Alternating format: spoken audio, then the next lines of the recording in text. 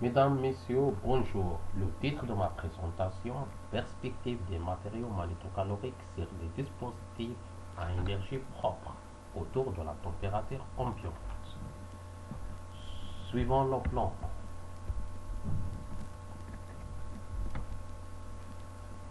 Au premier temps, je vais commencer mon dialogue par une introduction où je vais préciser les sources de la pollution et pourquoi nous avons opté sur le froid magnétique.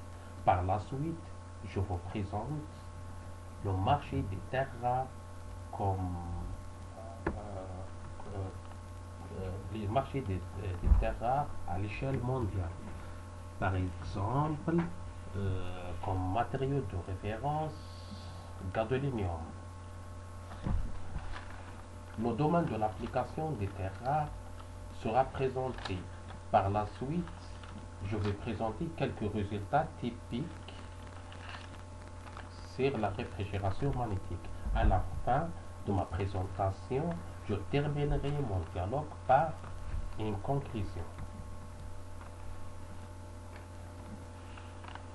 Ce slide montre l'impact des gaz émis par les installations industrielles sur la couche d'ozone, en particulier les installations frigorifiques. Pour ce faire, nous proposons une technique de la réfrigération magnétique pour minimiser ces émissions. La réfrigération magnétique fonctionne à l'aide des matériaux magnétiques. Dans notre cas, on prend les terres rares comme matériaux de référence. Donc, ce slide montre le marché mondial des terres rares du point de vue production mondiale des terres rares et du point de vue l'évolution des prix dans les marchés mondiaux. Domaine d'application. Le froid magnétique est basé sur l'effet magnétocalorique de certains matériaux magnétiques. Lorsqu'ils sont soumis au champ magnétique, ce qui engendre le réchauffement et leur refroidissement lorsqu'ils sont soumis au champ magnétique. Entre les deux phases, le fluide caloporteur sera utilisé pour récupérer la chaleur de la source chaude et la source froide. Analogie entre la réfrigération magnétique et la réfrigération conventionnelle. La différence entre la réfrigération magnétique et la réfrigération conventionnelle est la compression adiabatique a été remplacée par l'aimantation et la désaimantation. La détente isentropique ou bien la détente isenthalpique a été remplacée par la désaimantation adiabatique. La désaimantation adiabatique.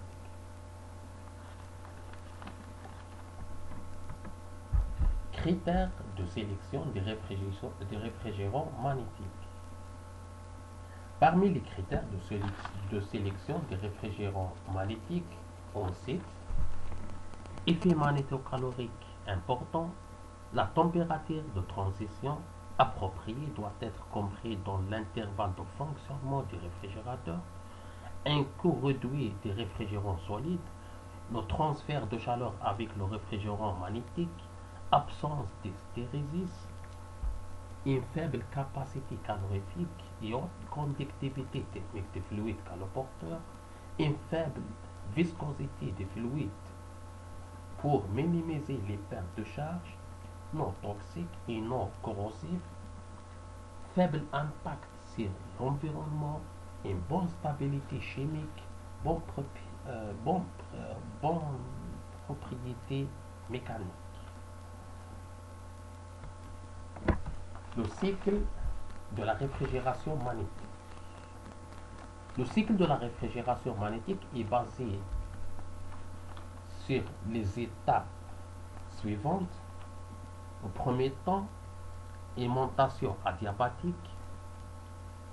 Deuxième étape, lancer un fluide caloporteur pour récupérer la chaleur ou bien le froid au niveau des sources chaudes et de sources froides. Troisième étape, une désaimantation adiabatique. Quatrième étape, lancer un fluide caloporteur pour récupérer le froid au niveau de la source froide.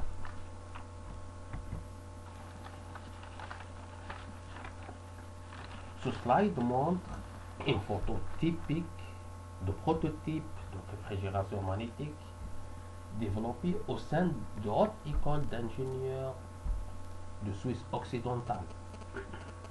Comme vous voyez, le prototype est constitué d'un micro-ordinateur, l'appareil Cristal 1 et un régénérateur à plaque. Résultat et discussion. Ce slide illustre les résultats concernant l'aimantation et la désaimantation de gadolinium sur différents champs magnétiques appliqués et différentes températures ambiantes.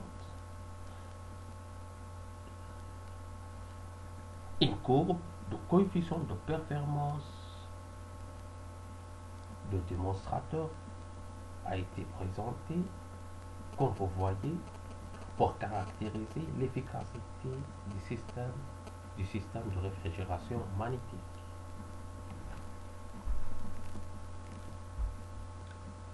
La valeur maximale du coefficient de performance de ce dispositif est autour de 2,5 pour un débit de 0,25.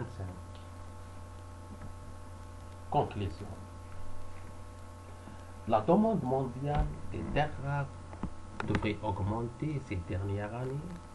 Une forte demande et augmentation est attendue sur le segment des aimants permanents, stimulé par l'expansion de la production d'aimants pour des applications telles que les éoliennes, les véhicules hybrides et électriques.